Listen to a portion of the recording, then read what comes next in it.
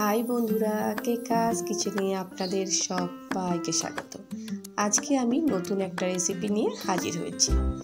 ঢ্যাঁড়স দিয়ে খুবই অল্প সময়ে অল্প উপকরণে নিরামিষ দিনে আপনারা সুস্বাদু একটি রেসিপি বানিয়ে নিতে পারবেন। তো বন্ধুরা, দেরি না করে রেসিপিতে চলে যায়।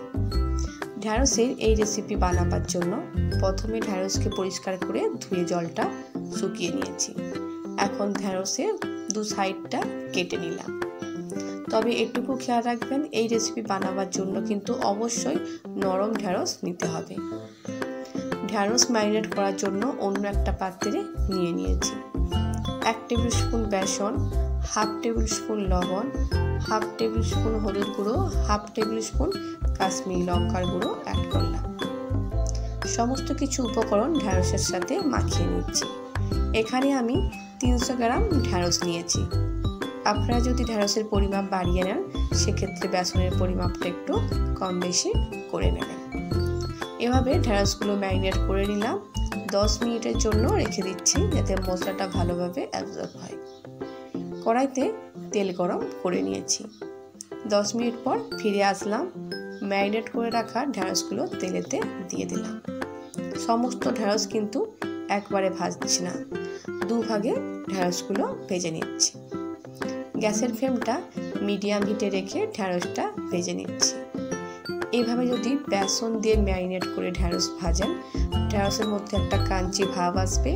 আর বেসন থাকার জন্য রেসিপিটা কিন্তু খেতে বন্ধুরা দারুণ সুস্বাদু হবে। উল্টে পাল্টে ঢ্যাঁড়স ভেজে নিচ্ছি। ঢ্যাঁড়স ভাজার সময় এটুকু খেয়াল রাখবেন যাতে ঢ্যাঁড়সের কালার চেঞ্জ না হয়, তাই হাই ফ্লেমে ঢ্যাঁড়স ভাজতে যাবেন না। ঢ্যাঁড়স ভাজা হয়ে গিয়েছে, অন্য একটা পাত্রে নামিয়ে নিলাম। সেকেন্ড ব্যাচটাও একই প্রসেসে ভেজে নিচ্ছি। সেকেন্ড ব্যাচটা ঢ্যাঁড়স যেহেতু খুবই নরম, তাই ভাজতে কিন্তু খুব বেশি সময় লাগবে না। এটুকু খেয়াল রাখবেন যাতে ঢ্যাঁড়স ভাজতে ভাজতে নরম হয়ে যায়। ঢ্যাঁড়স ভাজা হয়ে গিয়েছে, অন্য একটা পাত্রে নামিয়ে নিয়েছি। আপনারা দেখতেই পাচ্ছেন ঢ্যাঁড়সের কিন্তু কালার একদমই চেঞ্জ হয়নি। কড়াইতে সেই তেলে 1/2 টেবিল স্পুন 5 ফোড়ন অ্যাড করলাম। মিডিয়াম সাইজ কেটে রাখা একটা টমেটো। টমেটোটাকে ভালোভাবে তেলের সাথে কষিয়ে নিচ্ছি। বন্ধুরা, যে কোনো নিরামিষ দিনে কিন্তু আপনারা এই রেসিপিটা বানিয়ে নিতে পারেন। যারা ঢ্যাঁড়স পছন্দ করেন তাদের তো ভালো লাগবেই, আর যারা ঢ্যাঁড়স পছন্দ করেন না তারাও একবার ট্রাই করবেন। কথা দিচ্ছি আপনাদেরও ভালো লাগবে। 1/2 টেবিল স্পুন হলুদ গুঁড়ো, 1/2 টেবিল স্পুন লঙ্কা গুঁড়ো অ্যাড করলাম। টমেটোর সাথে ভালোভাবে কষিয়ে নিচ্ছি, যতক্ষণ না মশলা থেকে তেল ছেড়ে যায়। টমেটোটা এখন অনেকটাই সফট হয়ে গিয়েছে, খুন্তির সাহায্যে এটাকে আরও সফট করে দিচ্ছি। টমেটো থেকে আপনারা দেখতেই পাচ্ছেন তেল ছেড়ে গিয়েছে। এখন একটা পেস্ট বানিয়ে রেখেছিলাম, 3 টেবিল স্পুন পোস্ত, 2 টেবিল স্পুন সর্ষে দিয়ে সেই পেস্টটা অ্যাড করলাম।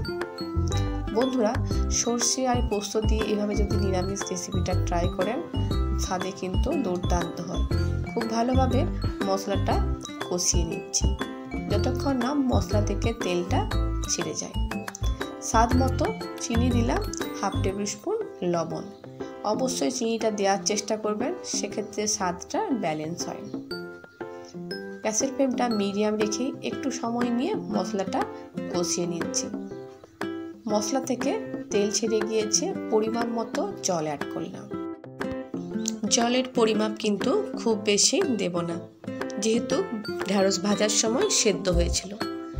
গ্রেভিটা ফুটতে শুরু হয়েছে। ভেজে রাখা ঢ্যাঁড়সগুলো কড়াইতে দিয়ে দিলাম।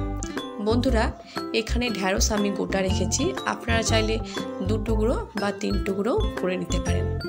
গ্রেভির সাথে ঢ্যাঁড়সটা 4 মিনিটের মতো বয়েল করে নিচ্ছি। বন্ধুরা, রেসিপিটা আপনারা নিরামিষ দিনে অবশ্যই ট্রাই করবেন। গরম ভাত হোক, রুটি, পরোটা সবের সাথে সার্ভ করতে পারেন। স্বাদে কিন্তু অসাধারণ হয়। 3 থেকে 4 মিনিট হয়ে গিয়েছে, গ্রেভির সাথে ঢ্যাঁড়সটা